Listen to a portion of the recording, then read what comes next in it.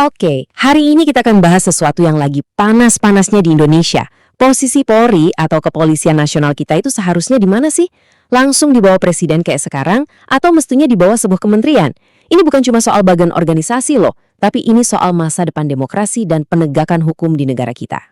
Nah, semua keramaian ini berawal dari satu kalimat yang cukup dramatis dari Kapolri, Jenderal Listio Sigit Prabowo.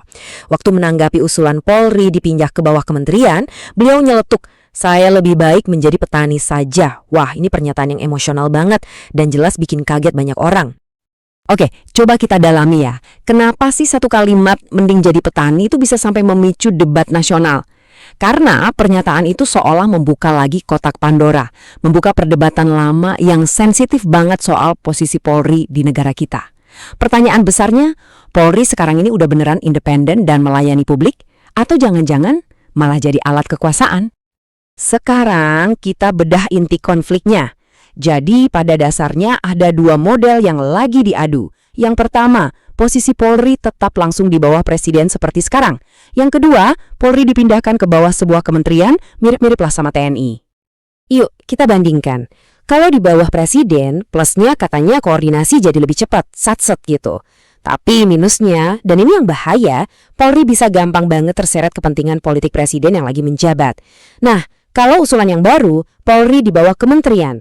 Tujuannya apa? Buat bikin semacam bemper politik, biar pengawasannya lebih bagus, dan sekalian mencontoh reformasi TNI yang dianggap sukses besar. Terus, kalau lihat dari UUD gimana? Nah, ini bagian yang menarik. Para ahli hukum tata negara bilang, di UUD 1945 pasal 30, itu Polri cuma disebut sebagai alat negara di bidang keamanan. Udah, gitu aja.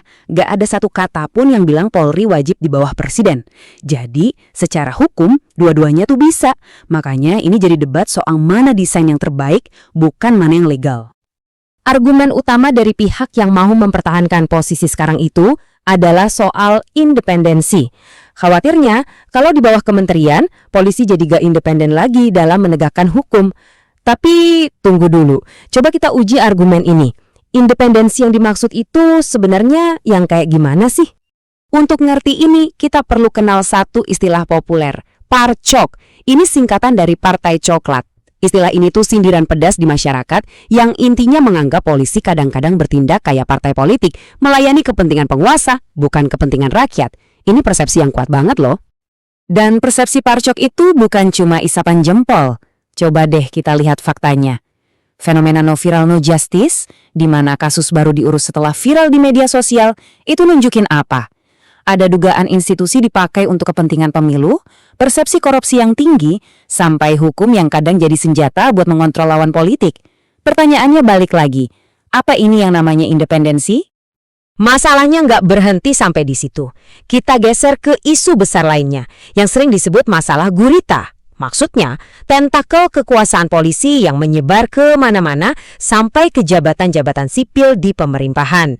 Saking luasnya jangkauan ini, sampai muncul plesetan satir di masyarakat.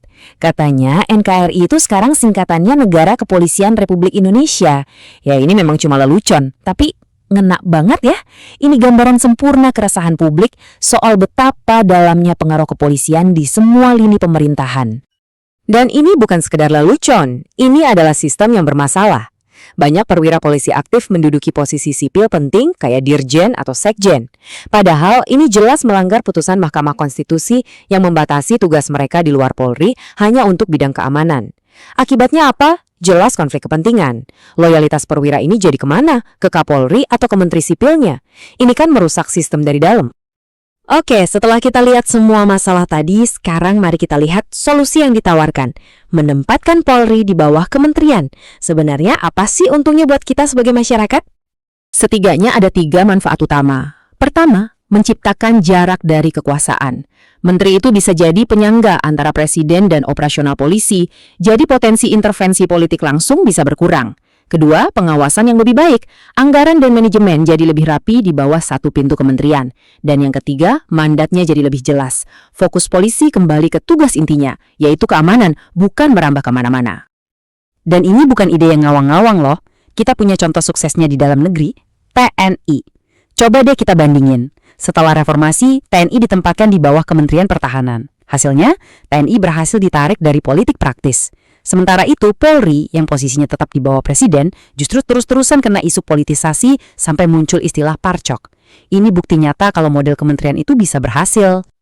Jadi setelah semua argumen ini, pertanyaannya sekarang adalah bola ada di tangan siapa? Gimana caranya supaya reformasi ini bisa benar-benar terwujud? Ternyata di dalam tim percepatan reformasi Polri sendiri itu lagi ada perdebatan sengit. Di satu sisi, ada para akademisi yang ngotot mendorong perubahan. Di sisi lain, ada para petinggi dan mantan petinggi Polri yang mati-matian mempertahankan keadaan sekarang. Nah, ini dia salah satu alasan kenapa progresnya terasa lambat banget. Tapi yang paling penting untuk diingat adalah nasib reformasi ini bukan ditentukan oleh tim itu. Rekomendasi mereka ya cuma di atas kertas. Keputusan akhirnya sepenuhnya ada di tangan dua lembaga negara, tergantung kemauan politik mereka. Siapa pemegang kuncinya? Pertama, sudah pasti presiden sebagai kepala pemerintahan. Keputusannya adalah yang paling utama. Kedua, DPR yang harus mengetok palu revisi Undang-Undang Kepolisian. Dan perlu dicatat, revisi UU ini sebenarnya sudah masuk loh dalam program legislasi nasional atau prolegnas untuk tahun 2026. Jadi panggungnya itu sudah disiapkan. Pada akhirnya, semua ini bermuara pada satu pertanyaan fundamental untuk masa depan Indonesia. Apakah kepolisian kita